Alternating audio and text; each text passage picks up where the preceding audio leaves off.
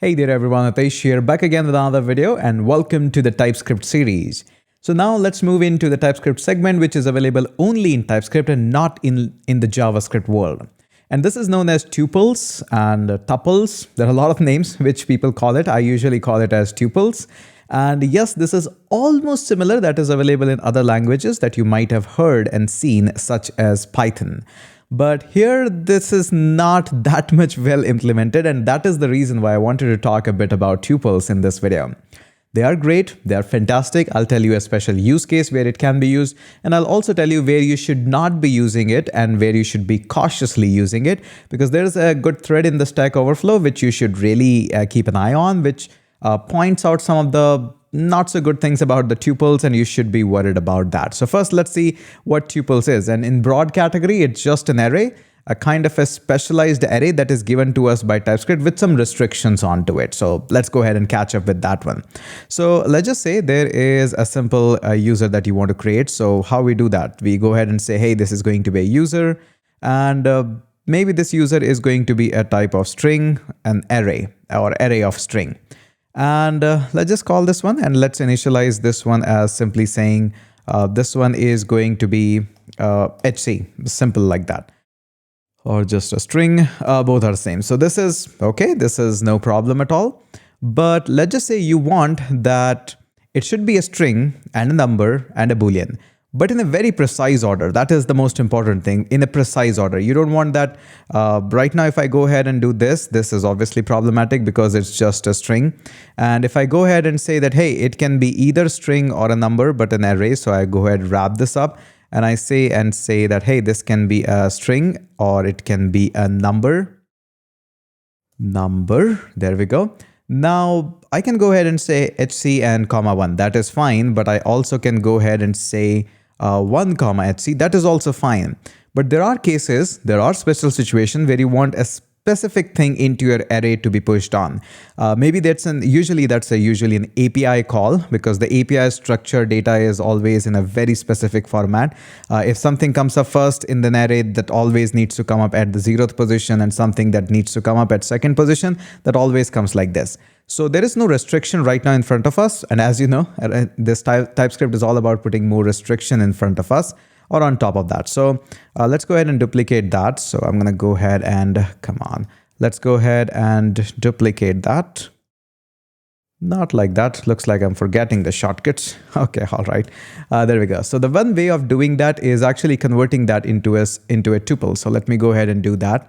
And how we do that? You can go ahead and simply, previously we were writing everything outside of the array. Now, if I go ahead and say that, hey, this is going to be a string, and then it's going to be a number, and then probably it's a Boolean. So this is all what we have as a user as of now. Why are you yelling? It's a redeclaration. Yeah, probably because in my other files also I'm writing a lot of users. So let's call this one as T user, or small t user for tuple user. And we're exporting. Why are you yelling at me? No worries. We'll be saying, hey, you are T user. So it's never being read. So that's fine. Now let's go ahead and try to declare that. So we're going to go ahead and say, hey, T user. And how can I add value to it? I can go ahead and say the first element should be strings. Okay, let's just say first user or first value in the array is string. Then we can go ahead and put up a number. Let's try 131, any random number. And then I'm going to go ahead and say true. So these are the 3 values that I've added up here. It still is having an issue. And again, my bad. Come on. Okay, now all good. So now notice here, there is a strong pattern here that says a string, then a number, and then a Boolean. So I cannot reverse this order. I cannot just go ahead and say, hey, true is the first element, then we are going to put up some number, and then I'm going to put up a string here. This is not why the tuple is there. Tuple is to make sure that even not just what is inside the array, even the order of the array really matters in the case of tuples. And especially very helpful in the case of API calls, or maybe there is some database array in which the specific order is there. Maybe some likes are there into your array, and each of these likes are being inserted based on when somebody liked.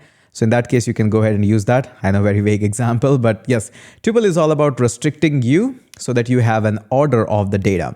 Okay, let me go ahead and walk you through. So let me first fix this. So there we go. This is all happy. And another case where you can use it, a classic example which you'll find everywhere, is RGB. because that actually makes a lot of sense. In case you want to have an RGB, then this needs to be a number. Obviously, we have something like 255, 255, 255. So all the three values should be number. We don't expect that there should be fourth number. Probably for an alpha or the opacity, you're not bothered about. You want strictly like that. So if you define a type like this, then obviously you have to go ahead and have 255 and let's just say 123 and then 112.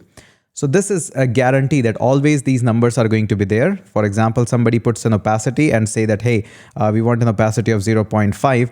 Then this is not allowed because this will say, hey, this is not how it is declared. This shouldn't be like that. And if you remove this, you can see all happy now.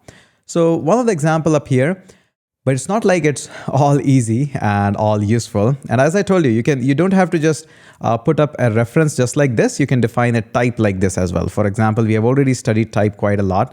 So let's just say you're going for a user, and that user you say that always comes up with certain thing, like there is an ID and there is an email that comes up. So now you have defined anything who is following or is a type of user needs to be exactly like a tuple or tuple, and there it's going to be a simple number and a string, always and always. It is compulsory. So for example, let's just say we go ahead and say this is a new user, which is a type of user. And if we are going to follow this, if the type is being defined, then we cannot just go ahead and add anything into this. There should be an ID and there should be an email. So let's call this one as example@google.com. So this is really important. You cannot just go ahead and say that, hey, this is going to be a true. No, you are following a type here, which is tuple, and this is not allowed. But there is something really wrong about the tuples. So for example, if I go ahead and use this one, this is absolutely fine. I can even go ahead and change this one. So new user, and I can just go ahead and say, hey, at first position, of course, I cannot go ahead and do something like this, that at first position, there can be a number. Not allowed to, but make sure you are cautious about that you can actually override that. So yes, this is totally happening. Depends on what version of TypeScript you are using. So you can actually manually put some restriction via your code.